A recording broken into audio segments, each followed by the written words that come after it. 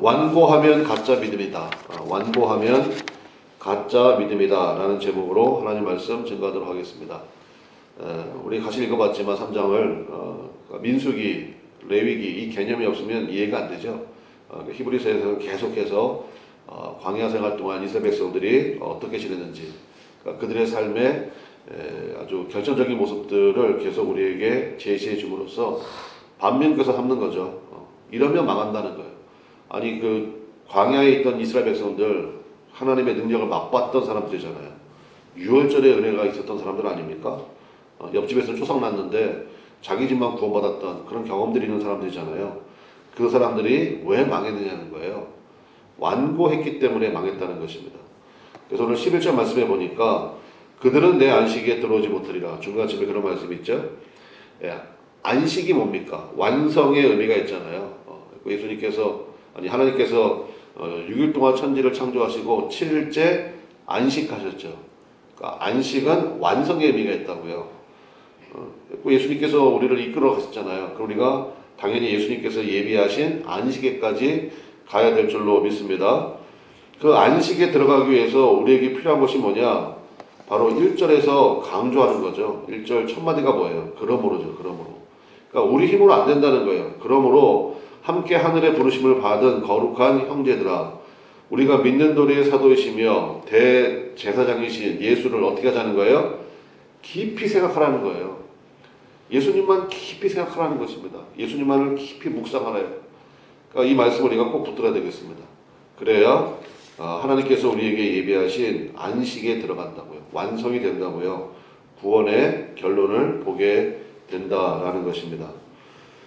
대부분은 어려움에 처하게 되면 어떤 일들이 벌어지느냐? 자신의 상황과 처지를 묵상합니다. 정말 내가 제일 불쌍한 사람이야. 내가 이렇게 힘든데, 내가 이렇게 외로운데, 내가 이렇게 아픈데 나를 돌봐주는 사람도 없고, 이렇게 자기의 상황과 처지를 묵상하고, 그러면 진짜 늪과 같이 계속 깊은 함정으로 빠지게 되거든요. 오늘 1절 말씀에 있는 것처럼 여기 3장뿐만 아니라 히브리서 전체에 사실은 신약 성경 가운데서 예수님을 큰 대제사장으로 계속해서 묘사하고 있는 데는 히브리서밖에 없거든요. 저는 이 개념이 참 중요하다고 생각합니다. 대제사장, 아론 계열이잖아요. 이 대제사장이라는 어원 속에는 교량을 놓는다라는 뜻이 있습니다. 교량 아시죠? 다리 놓는 거예요, 다리. 그래서 연결시키는 거거든요. 예수님이 우리를 연결시키잖아요. 하나님과 연결시키잖아요. 또 이웃과 이웃, 깨진 관계를 다 회복시키는 일.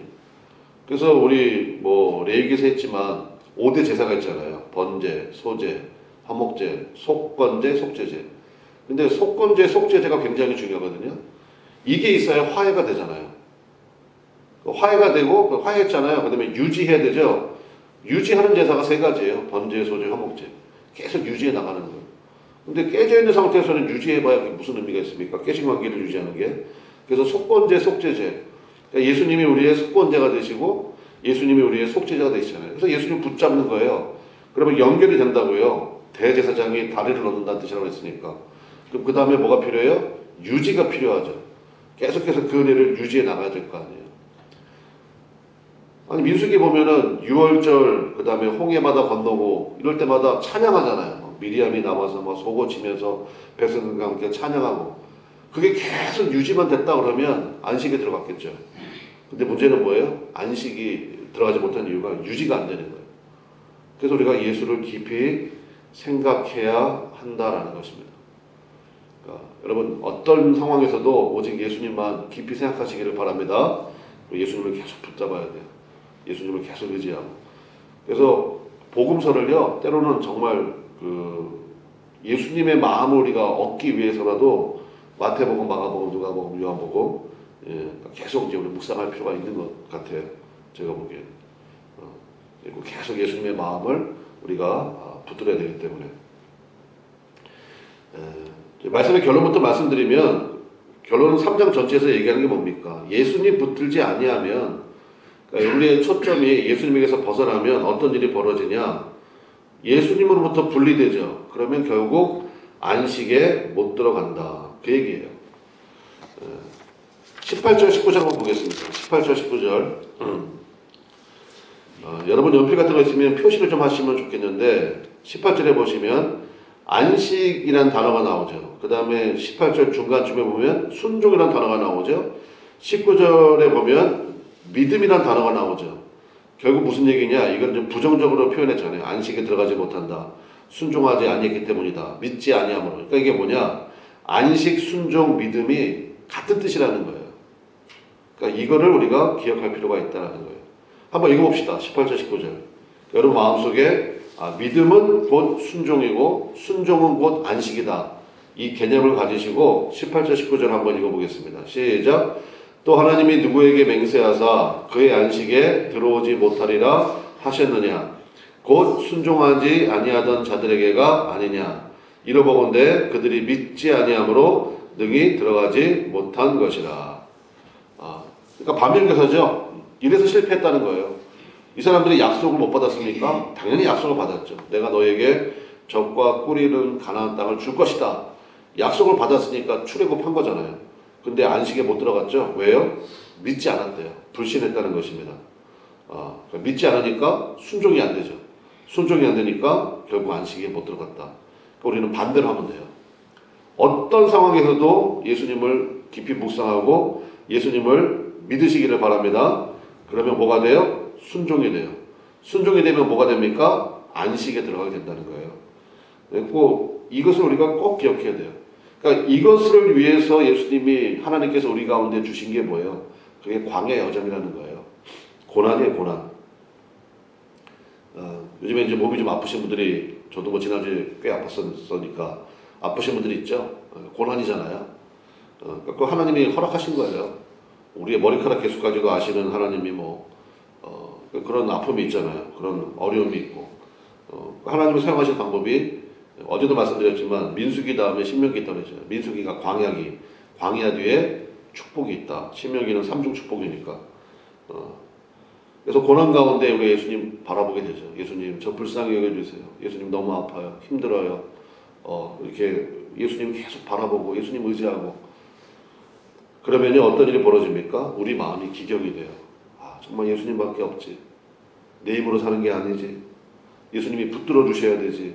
우리 아까 기도한 것처럼 생명의 근원 되신 분이잖아요. 생명력은 예수님에게 있잖아요. 우리는 접붙임 받은 가지에 불과하잖아요. 원 가지인 예수님이 튼튼하시잖아요.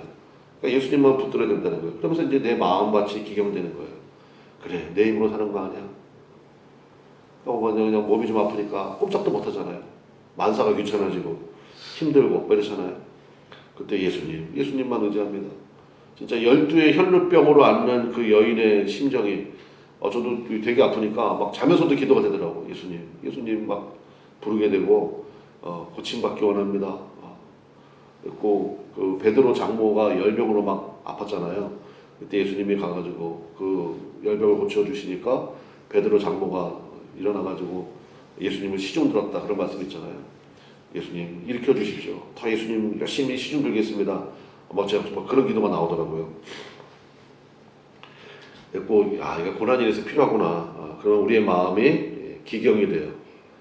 마음밭이 기경된다고. 그러면 하나님이 그때 은혜의 단비를 부어주세요. 우리 밭의 비유 잘 아시지 않습니까? 바위에 떨어진 씨앗이 죽은 이유가 뭡니까? 습기가 없으므로 말랐고 이렇게 기록되어 있잖아요. 그러니까 우리에게 고난의 유익이 있어요. 고난 가운데 눈물의 기도가 또 있고, 그럼 우리 마음밭이 완전히 기경이 되고 옥토가 되고, 그러면 이제 부드러움이 나타난다는 거예요.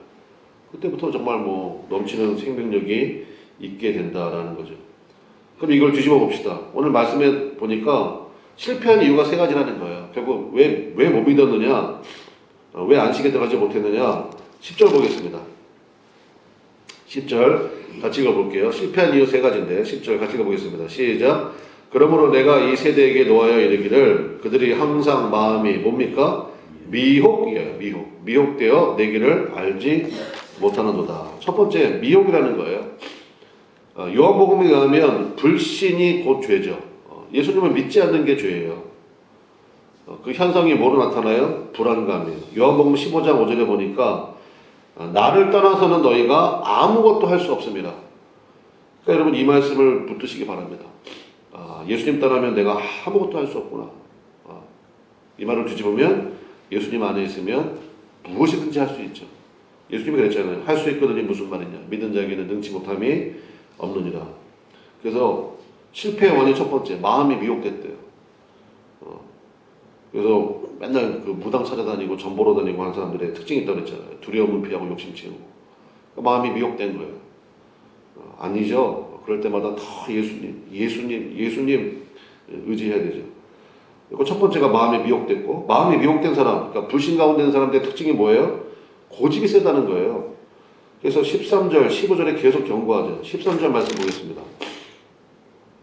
13절 시작. 오직 오늘을 걷는 동안에 매일 피차 권면하여 너희 중에 누구든지 죄의 유혹으로 어떻게 되지 않도록 완고하게 되지 않도록 하라. 그러니까 미혹, 그 다음에 스텝은 뭐예요? 완고해진다는 거예요. 15절에도 나오죠. 15절에 중간쯤 보니까 오늘 너희가 그의 음성을 듣거든 경노하시게 하던 것 같이 너희 마음을 또 어떻게 하지 말라? 완고하게 하지 말라. 그러니까 그 완고, 마음이 미혹된다, 불신 가운데 있다. 그 특징이 뭐로 나타난다? 완고해진다는 거예요. 그 다음에 세 번째는 뭐냐? 14절인데 14절 한번 보겠습니다. 14절. 우리가 시작할 때에 확신한 것을 끝까지 견고히 잡고 있으면, 그러니까 시작이 반이라는 말 반이라는 말 있지 않습니까? 그만큼 시작이 중요하잖아요. 그러면 시작할 때 확신한 것, 이게 뭐예요? 예수님이죠. 그러니까 우리의 삶의 모든 그 동력의 시발점은요, 예수님이어야 돼요. 그거 왜 했습니까? 예수님께서 말씀하셔서, 예수님께서 명령하셔서, 예수님께서 원하시는 일이기 때문에. 그러면 반 이상은 된 거예요. 그리고 그것을 끝까지 견고히 잡고 있어야 되죠. 이 사람들이 실패한 이유는 뭐예요? 견고히 못 잡았잖아요. 출애굽할 때 하나님의 능력을 받고, 유월절에 감격이 있었고, 홍해바다를 마른 땅처럼 건넜고, 출애굽 17장에 보니까 하나님께서 반석에서 물을 공급해 주셨고, 만나를 공급해 주시고, 그러니까 이런 확신한 것들이 있잖아요. 그래서 끝까지 견고히 잡고 있으면, 그래, 하나님께서 공급해 주시지, 일으켜 주시지, 구원시켜 주시지, 그 은혜가 있잖아요. 찬양도 있었잖아요. 고백도 있었잖아요. 근데 문제는 뭐예요? 그거를 끝까지 견고히 잡지 못했다는 거죠. 견고히 잡았으면 그리스도와 함께 참여한 자가 됐을 텐데. 그래서 정리합시다. 실패의 원인 세 가지. 첫 번째, 마음이 미혹됐다.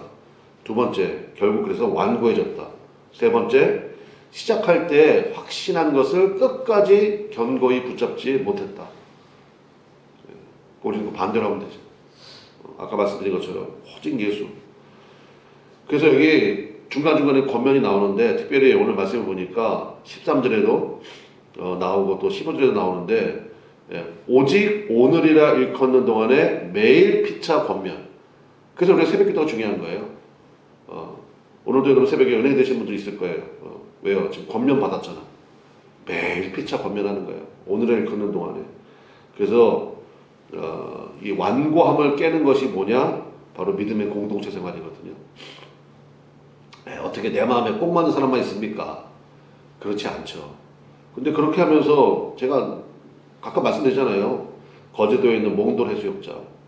그 모난돌이 좀 정 맞아야 돼요. 그래야 좀 부드러워지지.